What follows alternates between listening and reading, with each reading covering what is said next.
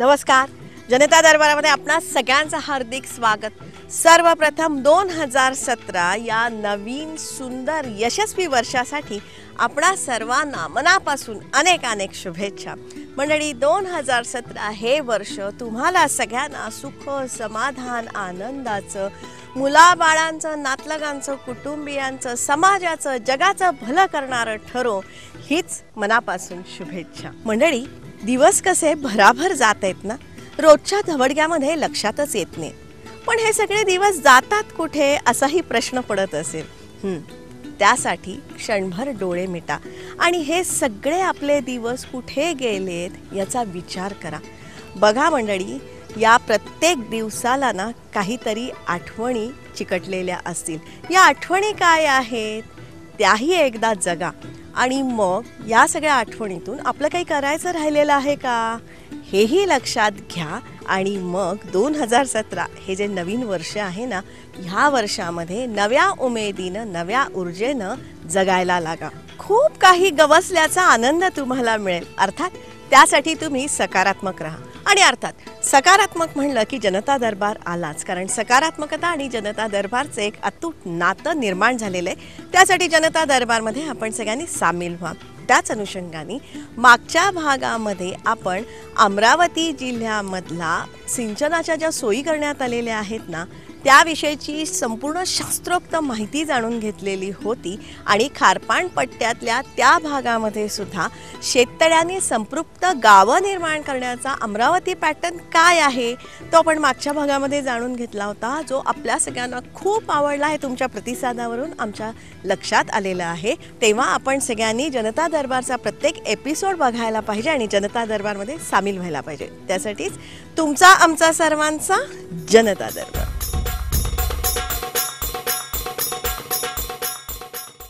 जनता दरबारमधला आपला आजचा विषय ही खूप छान आहे, अतिशय नयन मनोहर असाच आपला आजचा विषय आहे. आणि आजच्या भागातली दृश्य बघताना तुम्हाला खूप खूप आनंद होणार आहे. काळजीपूर्वक बघा. अर्थात त्यासाठी आज आपण जाणार आहोत नंदुरबार जिल्ह्यात तापी नदीच्या किनाऱ्यावर. सर्वप्रथम आपण तिथल्या जागृत श्री दत्तगुरूंचं दर्शन घेणार आहोत. दत्त जयंती आणि प्रत्येक पौर्णिमेला इथे जत्रा भरते. श्री दत्तगुरूंची इथे एकमुखी चतुर्भुज पंचधातूची सुंदर मूर्ती आहे. या मूर्तीचं एक आगळं वैशिष्ट्य आहे. मूर्तीचे वैशिष्ट्य असं की मूर्ती तुम्ही बघितली असेल तर मूर्तीच्या पूर्ण अष्टांगाला श्री दत्तात्रय महाराजांचे जिथं जिथं आपल्या माहूर असे पंचाळेश्वर असे जिथं देवस्थान आहे, जिथं त्यांचे पावन स्पर्श लागलेला आहे, तिथला पाषाण तो आपण त्या अष्टांगाला बसवलेला आहे. तर त्याला आपण नमस्कार करतो की दत्तात्रय महाराजांच्या पावन स्पर्श झालेला जो पाषाण आहे त्याला आम्ही विशेष म्हणतो, त्या विशेषाला नमस्कार करतो. श्री दत्तगुरूंचं हे सुंदर मंदिर आहे सारंगखेडा ह्या गावात. ह्या परिसरातून सुंदर सारंगखेडा गाव दिसते. तसं गाव छोटं असलं तरीही हे गाव जगाच्या नकाशावर आणण्यासाठी इथले सुपुत्र आणि आपले पर्यटन मंत्री श्री जयकुमार रावल आणि महाराष्ट्र पर्यटन विकास महामंडळ प्रयत्नशील आहे. सारंगखेडाचे जे संस्थानिक आहेत ते त्यांच्या म्हणजे माझ्या आईसाहेब त्या घराण्यातल्या, आणि म्हणून हे माझ्या मामाच्या गावाची यात्रा आहे. मग याच्याबद्दल एक विशेष हृदयामध्ये एक इमोशनल असं स्थान आहे. परंतु हे इतकं सुंदर असताना जगाला माहीत नाही, राज्यामध्ये माहीत नाही, पुन्हा मुंबईमध्ये माहीत नाही. आणि म्हणून ते जर ब्रँडिंग करू शकलो तर या आमच्या मागासलेल्या जिल्ह्याला आज योगायोग असं आहे की माझ्या मामाचं गाव तर आहेच आहे, पण मी या मतदारसंघातला पहिल्यांदा आमदार ह्या मतदारसंघातनं झालो. त्याचबरोबर आता मी या जिल्ह्याचा नंदुरबार जिल्ह्याचा पालकमंत्री आहे. आणि पालक म्हणून जबाबदारी अधिक वाढली. या जिल्ह्यामध्ये जे जे काय ते राज्यासमोर आणि राष्ट्रासमोर आणलं पाहिजे. म्हणून त्याच्यामधला एक पहिला पाऊल आहे की ही सारंगखेड्याची यात्रा, ज्याला लाखो भाविक स्थानिक यायचे, ते राज्यभरातले, देशभरातले आणि पुढच्या काळात आंतरराष्ट्रीय यायला पाहिजे, याचा एक प्रयत्न आहे या महोत्सवाच्या माध्यमातून आहे. मंडळी, सारंगखेडा इथल्या चेतक महोत्सवासाठी आज आपण इथे आलेले आहोत. नमस्कार. आज जनता दरबार साक्षात घोड्यांच्या बाजारामध्ये आलेला आहे. घोडे बाजार आपण नेहमी म्हणत असतो, पण आज आपण या वेगळ्या ज्या खरा घोडे बाजार आहे तिथे आपण आलेले आहोत. मंडळी, आज इथे 3 ते 4 हजार घोडे आहेत आणि ह्या घोड्यांविषयीची संपूर्ण माहिती आज आपण जाणून घेणार आहोत. घोड्यांचा प्राचीन इतिहास बघितला ना तर लगेच आपल्याला अश्वमेधाचा घोडा आठवेल किंवा समुद्रमंथनातून पंख असलेला घोडा निघाला होता ही कथा तुम्हाला आठवेल. हयग्रीव हा घोड्याच्या रूपातला विष्णूचा अवतार होता. सूर्याच्या रथाला 7 घोडे असतात. त्यांची नावं गायत्री, बृहती, उष्णिक, जागृती, त्रिस्तूप, अनुस्तूप आणि पंक्ती. माणसांप्रमाणेच घोड्यांचंही अस्तित्व काही लाख वर्ष या पृथ्वीवर आहे. माणसाचा इमानी मित्र म्हणजे घोडा. ऐतिहासिक कालखंडातही चेतक घोडा किंवा आपल्या छत्रपती शिवरायांचा इमानी घोडा इत्यादी दाखले आपण अभिमानानं ऐकतो. अशाच या घोड्यांच्या दुनियेची सफर आज आपण करणार आहोत. सारंगखेड्याच्या ह्या प्रदर्शनामध्ये लाखो रुपयांची उलाढाल होत असते. संपूर्ण भारतातून इथे घोडे आणले जातात. हा घोडा बघा, हंसराज असं याचं नाव. आपण बोलावलं ना की तो आपल्याकडे बघतो. मंडळी, घोड्यांबाबत म्हणलं ना तर मुळात भारतामध्ये घोड्यांच्या 4 प्रजाती आहेत. काठेवाडी, सिंधी, मारवाडी आणि पंजाबी. काठेवाड जो आहे गुजरात मधला तर त्या काठेवाड प्रांतातले जे घोडे आहेत त्यांना काठेवाडी घोडे म्हणतात. आणि राजस्थान मध्ये जो जोधपूर वगैरे हा जो मारवाड प्रांताचा भाग आहे त्या ठिकाणच्या ज्या घोड्यांना मारवाडी म्हणतात. पण मग गुजरातचे जास्त देखणी असतात असं काही आहे? गुजरातचे जे घोडे असतात मॅडम हे चिवट असतात. म्हणजे युद्धासाठी किंवा एखाद्या जाचक कामासाठी जे घोडे वापरले जातात ती काठेवाडी जात वापरली जाते. ते काटक असतात. ते अंगाने शरीराने मजबूत दिसत नाहीत परंतु ते खूप चिवट असतात. त्या प्रमाणात मारवाडी आहे तो हा दिसायला सुंदर असतो, रुबाबदार असतो. आणि पंजाबचे जे घोडे असतात तर ते हाईटला उंच, पुरे जसं पंजाब प्रांतातले माणसं नकळत उंच असतात. या सारंगखेडा यात्रेलाही एक इतिहास आहे. त्याच्यामध्ये म्हटलं जातं की अफगाणिस्तानहून येणारे घोडे, अफगाणिस्तान, मेवाड, उत्तरकडनं येणारे घोडे दक्षिणकडे जाण्यासाठी नदीच्या किनाऱ्यावर थांबायचे. 3-4 महिन्यात नदीचं पाणी कमी झालं की नदी पार करायचा असा हा इतिहास आहे.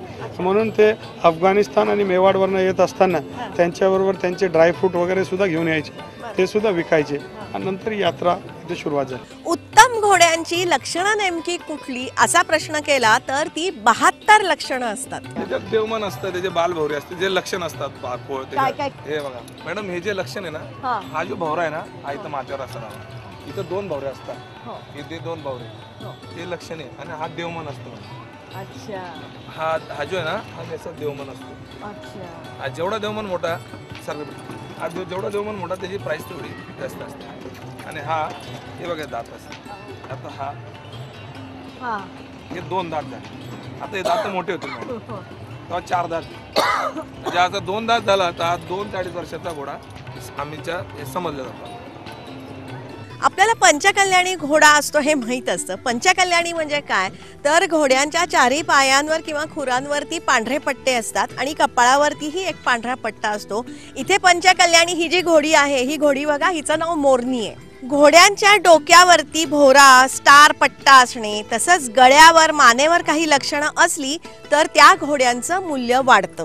घोड्याचं वैशिष्ट्य खरीददार काय पाहतो, याला देवमन म्हणतात. हा स्टार आहे ना, भवर काला black colour, dark black, Z black म्हणतो याला, भवर काला. भवर काला रंग याचा, भवर काला, जेट ब्लॅक. मस्त आहे. तिथे पाय पण किती निमुळते आणि धावायला जोरात असेल. ही इथली जमुना घोडी आहे. ही बघा, हिच्या मानेवरती पांढरी खूण आहे ज्याला देवमण म्हणतात. हिच्या डोक्यावर पट्टाही आहे, त्याला माथेपट्टा असं म्हणतात. या लोकांचं म्हणणं की जमुनेच्या गळ्यावरती ही जी पांढरी खूण आहे हे हिचं मंगळसूत्र आहे म्हणून ही सौभाग्यवती जमुना. म्हणजे याला मुपट्टा म्हणतात, तोंडपट्टा. बर, माथेपट्टा. माथेपट्टा. बरं, याला माथेपट्टा. हा, ते जर 4 पाय पांढरे राहिले असते हा बर का, तर पंचकल्याण पूर्ण राहिला आहे ना, हा, तर याला पचकल्याण मध्ये म्हणतात. बर, ती जास्त विकली जाते. बाकी काय हिचं वैशिष्ट्य काय? हा पण हिला देवमन आहे. आणि आडवं पण काहीतरी एक आहे बघा, मंगळसूत्र टाइप पट्टा राहतो तो, एखाद घोड्याला येतो तो. मंगळसूत्र आहे. नाव काय हिचं? जमुना. ही जमुना सौभाग्यवती आहे कारण तिच्या गळ्यामध्ये मंगळसूत्र आहे. कलर बी जांभूळ कलर आहे तिचा. जांभूळ. त्या हिशोबाने आमचा कलर. या घोड्याचं नाव आहे कटाप्पा. कटाप्पा सारखा दिसतो म्हणून हा कटाप्पा. हा बादल घोडा पूर्णपणे सफेद आहे आणि ह्याचे डोळे बघा गुलाबी रंगाचे आहेत. मंडळी, घोड्यांचं वय हे त्यांच्या दातांवरून लक्षात येतं. देखणा घोडा. आजच्या परिस्थितीला हा सगळ्यात आमचा देखणा घोडा आहे. याचं वय साधारणतः आता 15 ते 16 महिन्याचं आहे. बस. हो. आता याची दुधाची दात आहेत मॅडम. कसे दाखवू शकाल? हो. दाखवले तुझे दुधाचे दात. ओ गॉड. या दातांवर यांचं वय असतं मॅडम. अच्छा. म्हणजे साधारणतः जन्माला येतं त्यावेळेस ते 4 दात असतात, चोकडी म्हणतात त्याला. 9 महिन्यानंतर तो छकडी होतो आणि त्याच्यानंतर साधारणतः 28 ते 30 महिन्यामध्ये तो 2 दात होतो. म्हणजे त्यावेळेस त्याची किशोरावस्था चालू होते आणि साधारणतः 4.5 ते 5 वर्षामध्ये तो पूर्ण मोठा प्रौढ अश्व तयार होतो. 4.5 वर्षाला तयार कधी होतो? 4.5 ते 5 वर्षाचा. आता ह्याची जपणूक वेगळ्या पद्धतीने करायची असते का? हो. याला दूध वगैरे हा खुराक द्यावा लागतो मॅडम. कुठलं दूध देता तुम्ही? गाईचं दूध. नाही, गाईचं दूध त्याला दिलं जातं मॅडम. घोडे हे सतत चरत असतात म्हणून त्यांच्या तोंडाला तोबरा बांधलेला असतो. मॅडम हा घोडा हा 25 महिन्याचा आहे. हा काठेवाडी जातीचा घोडा आहे. याला या घोड्याच्या रंगाला नुकरा रंग म्हणतात. नुकरा रंगाचा घोडा असतो. ही जात जी ही पंजाबमध्येच हिचे पालन पोषण होत असतं. अच्छा अच्छा. हा एका टायमाला कमीत कमी 5 लिटर दूध सहज पिऊन जातो. अरे बापरे. आणि हा एका टायमाला 20 अंडी खाऊ शकतो.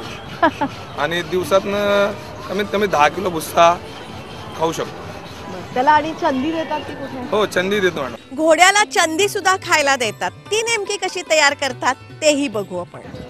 काय असतं ते? हे आपले दादर असते ना, दादर ज्वारी हा, हे त्याचे चारा, ही त्याची कुट्टी ही आम्ही कर्नाटकहून मागवलेली आहे. आपल्या इथं चाऱ्याची टंचाई असल्यामुळं ही कर्नाटकहून मागवली. ही 15 रुपये किलो आहे मॅडम. बापरे. आणि एक घोडा किती खातो? ही कमीत कमी दिवसातनं 20 किलो कुट्टी सहज खाऊन जातो. अरे बापरे बाप. ठीक. आणि जो त्याच्यानंतर आहे ना मॅडम, हा जो आहे गहूकोंडा, हा गहूकोंडा आहे. हा 16 रुपये किलो आहे मॅडम. बापरे. कसं काय तुम्हाला परवडतो?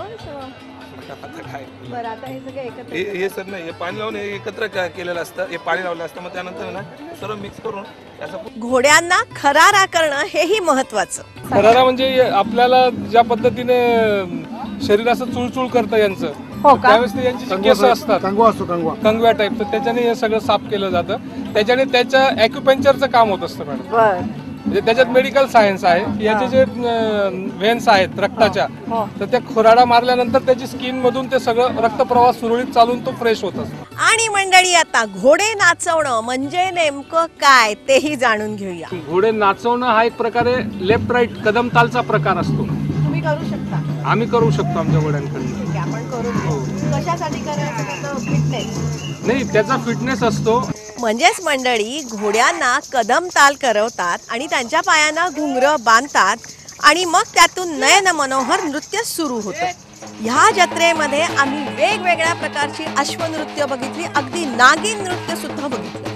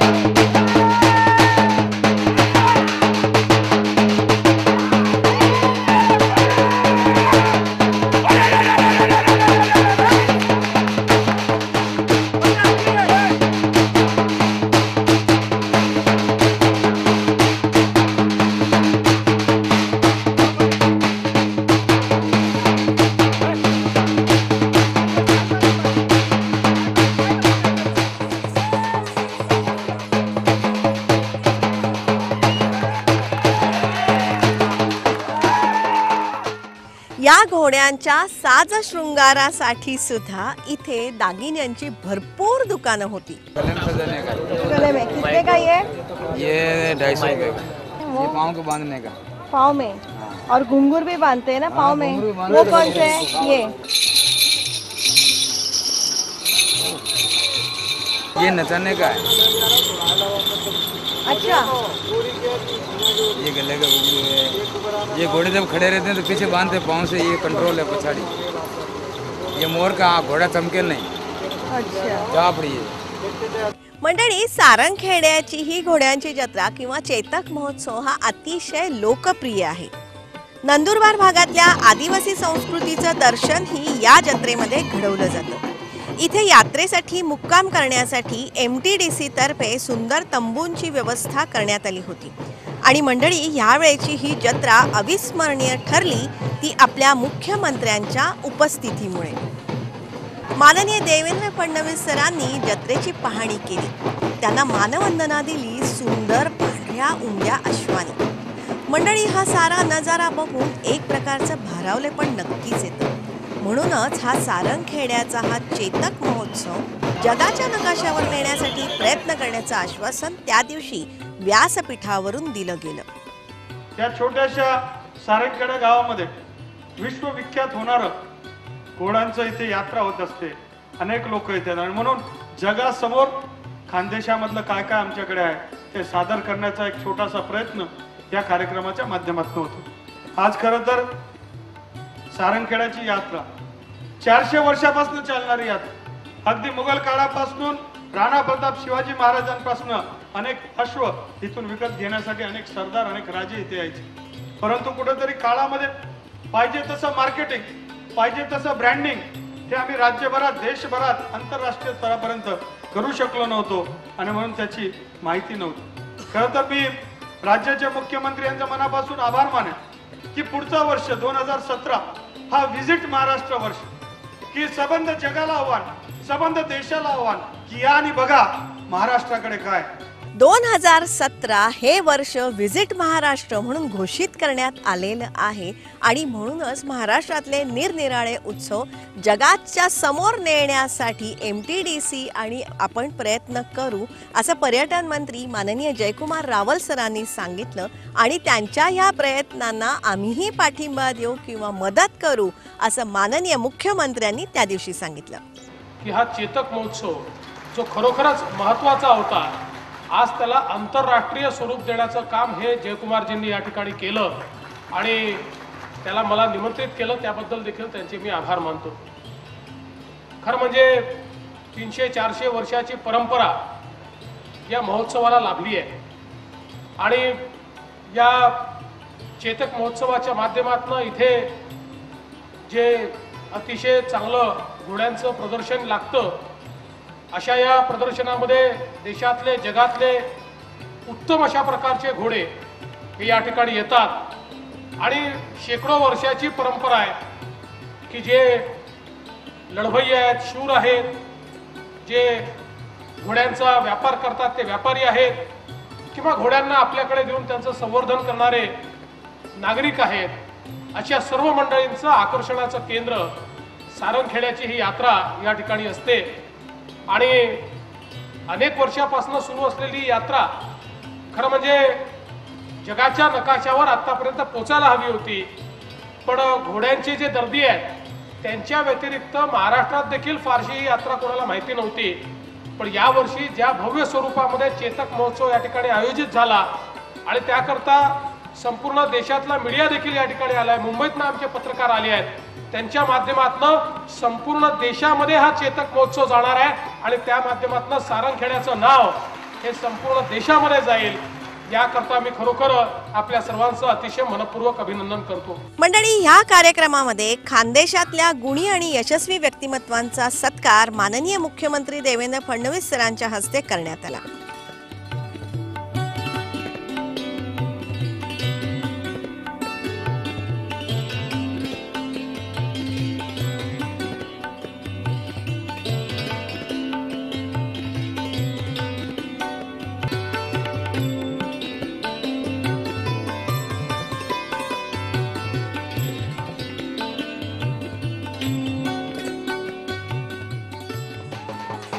संध्याकाळी पुन्हा एकदा अश्वनृत्यानी हा परिसर दणाणून गेला होता. मुळात ह्या जत्रेमध्ये किती उलाढाल झाली असाही प्रश्न पडतो.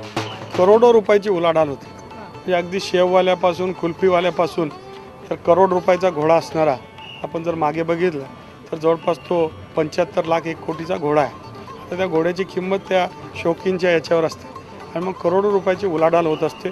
अनेक दूरदूरून अश्वप्रेमी इथे येत असतात आणि फार मोठी उलाढाल सर्व शेतीविषयक गोष्टी, शेतीच्या संदर्भातल्या गोष्टी, बैलगाड्या, अनेक गोष्टीच्या इथे गोष्टी मिळत असतात। मंडळी, ही इथली दुनियाच वेगळी आहे। घोडा आणि माणूस यांच्यातलं खरं नातं आम्हाला इथे बघायला मिळालं। इतका तेज, शक्तिमान, सक्षम, देखणा प्राणी असूनही ह्या प्राण्याला स्वतःच्या क्षमतांची जाणीव नाही असं कुठेतरी वाटलं। ह्या प्राण्याच्या हृदयात आहे आपल्या धन्याविषयी अत्यंतिक प्रेम, जिव्हाळा, जो आम्हाला पदोपदी जाणवला। ही यात्रेचं एक नैसर्गिक महत्त्व आहे। याच्यामध्ये या यात्रेच्या किनाऱ्यावर म्हणजे आता तापीच्या किनाऱ्यावर 2000 घोडे आहेत। तापी पूर्ण तुडूंब भरलेली आहे। पौर्णिमाची रात्र असते आणि त्याच दिवशी दत्ताची जयंती असते। टेकडीवर दत्ताचं मंदिर आहे। त्यामुळे निसर्गरम्य असं वातावरणामध्ये, नैसर्गाने नटलेल्या या वातावरणामध्ये असते हजारो घोडे आहेत। अगदी मुंबई पुण्यामध्ये जर 4-5 घोडे एकत्रित आले तर मुंबई जमेल, पण 2000-3000 घोडे, लाखो करोडो रुपयाचे घोडे एकत्रित येतात आणि घोड्यावर प्रेम करणारे देशभराचे लोक येतात।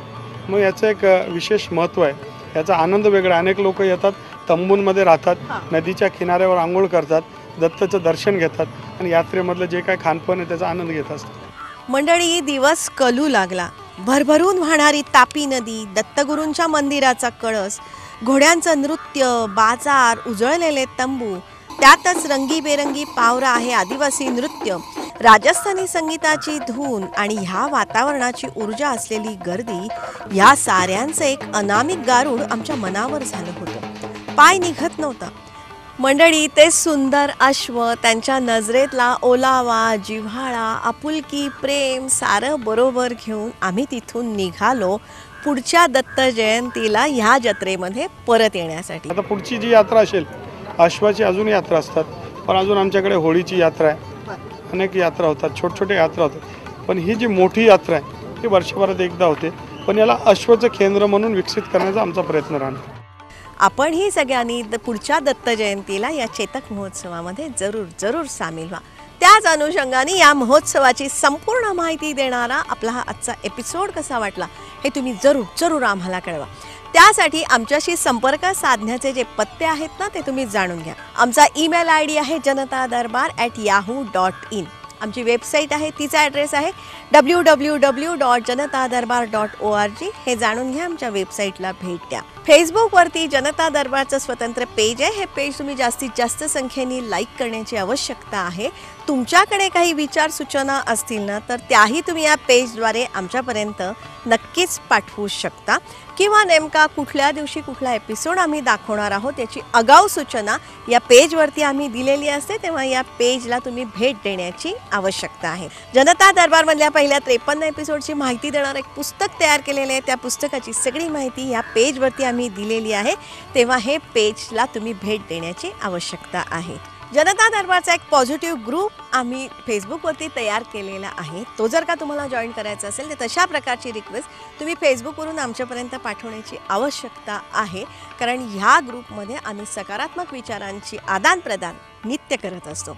जनता दरबारमध्ये आता 210च्या आसपास एपिसोड झालेले आहेत। हे एपिसोड तुम्ही वारंवार बघावेत अशी आमची इच्छा आहे। या माहितीचा तुम्ही उपयोग करायला पाहिजे, म्हणून हे वारंवार बघण्यासाठी जनता दरबारचं एक चॅनल यूट्यूबवरती आम्ही चालू केलेलं आहे। त्याचा ॲड्रेस आहे janatadarbar.zd चॅनल। असं तुम्ही टाईप करा आणि तुम्हाला आवडणाऱ्या एपिसोडचा आनंद तुम्ही नक्कीच घेऊ शकता। लक्षात ठेवा, चांगल्यातून नेहमी चांगलंच घडतं ह्या विचारांनी प्रेरित झालेला हा आपल्या सगळ्यांचा कार्यक्रम। त्यासाठी दर सोमवारी संध्याकाळी 7:30 वाजता सह्याद्री वाहिनीवरून जनता दरबारमध्ये आपण भेटतच असतो। पुन्हा प्रक्षेपण किंवा रिपीट टेलिकास्ट असतं दर शनिवारी सकाळी 8 वाजता सह्याद्री वाहिनीवरून जनता दरबारमध्ये। जनता दरबारमधली ही जी सगळी माहिती आहे ही विश्वासार्ह आहे, वैविध्यपूर्ण आहे आणि उपयोगाची आहे। हा मात्र ही माहिती जास्तीत जास्त लोकांपर्यंत पोचवायला पाहिजे, त्यासाठी जास्तीत जास्त संख्येने जनता दरबारमध्ये सामील व्हा। त्यासाठीच तुमचा आमचा सर्वांचा जनता दरबार।